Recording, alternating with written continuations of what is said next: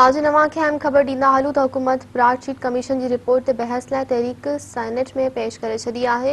वज़ीर आज़म जे एहतसाब बाबति सलाहकार शहज़ाद अकबर चयो आहे त चवनि था एहतसाब जो निज़ाम नाकाम थी वियो आहे। गुज़िरियल 2 सालनि में नेब 484 अरब रुपया वसूल कया। सेनेट इजलास में ॻाल्हाईंदे शहज़ाद अकबर चयो त असां ब्राडशीट जी रिपोर्ट ऐवान में पेश कयूं था। मूंखे ब्राडशीट ते ॻाल्हाइणो हुयो पर ॻाल्हि करप्शन तरफ़ हली वई। हुन चयो त कंहिंखे लॻे थो त हुकूमत इंतकाम जो निशानो बणाए रही आहे त उहो अदालतुनि में वञे।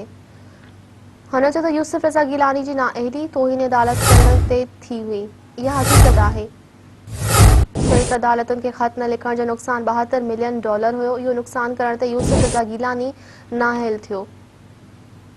नाज़रीन नवां खे ॿीहर ॿुधाईंदा हलूं त हुकूमत ब्राडशीट कमीशन जी रिपोर्ट ते बहस लाइ तहरीक सेनेट में पेश करे छॾी आहे।